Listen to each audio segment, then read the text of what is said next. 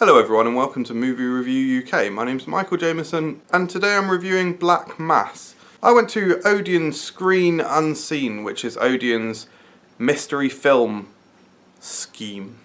And they give out clues before every performance, and this was quite easy clues really. Well, not easy for me, but the internet solved them very well and quickly, and it became very clear that it was Black Mass.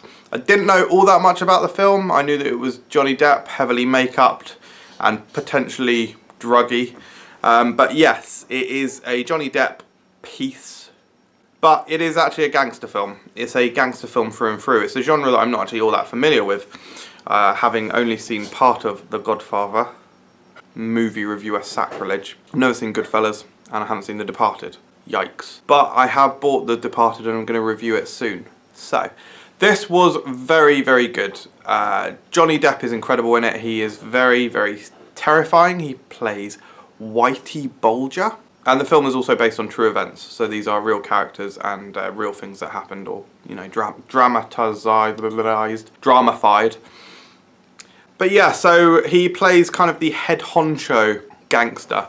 And he is very scary in places. It is an ex... Yeah, I know. I bought it recently to review. He has some very terrifying lines, like really there's some scary bits in there. That is an amazing performance from Johnny Depp. I'm actually not his biggest fan, but I have no qualms with him whatsoever in this movie. He's he's incredible. But the extended cast is also fantastic. I mean, opposite Depp is Joel Edgerton as the FBI guy, whose name I potentially don't recall. John Connolly. And he is arguably better than Depp. He is incredible. It's just such a strong performance. And just the extended cast is great as well. You've got Benedict Cumberbatch. All these people with these smaller parts, and they all add to a very rich world that is created. It's very violent. I think I recently said in a review that I like it when headshots are not just kind of nothing happens. You do see things come out of the head. It's minor, but it's somewhat important to me. It adds to the realism and the grittiness, which it very much is. I like the opening scene. It's kind of these people being interviewed by police. And yeah, just very dark, very gritty, and yeah, fairly realistic. It's quite a tense film. It really does build the tension, and as I say, in some of those scarier scenes, it is heart-pounding. And the dialogue is razor sharp as well.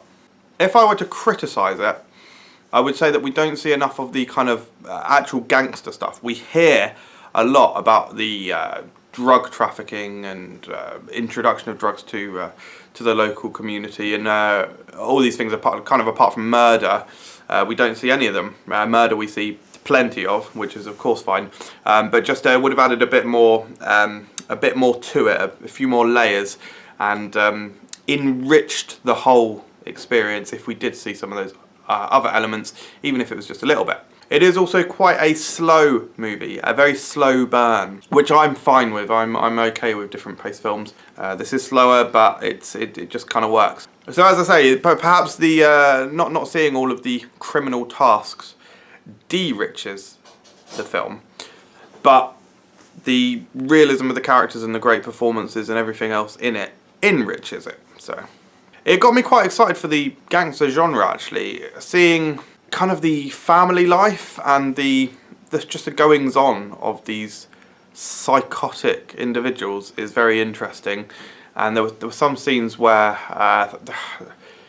to me they didn't really play as humour, but people laughed, and it was kind of the uncomfortable laugh, the kind of uncomfortable cinema crowd laugh that sometimes happens in performances.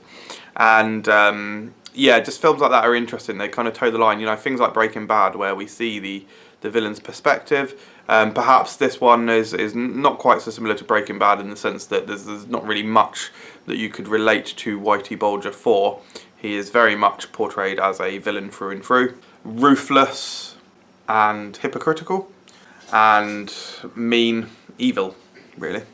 The locations for the film are really good as well. It's set in Boston. I don't know where it was filmed, but it certainly looked Bostonish. And sometimes it dips into places like Miami, and then the palette becomes brighter and it's all very clear. And yeah, just a sense of locale of the movie is really good, and cinematography was good.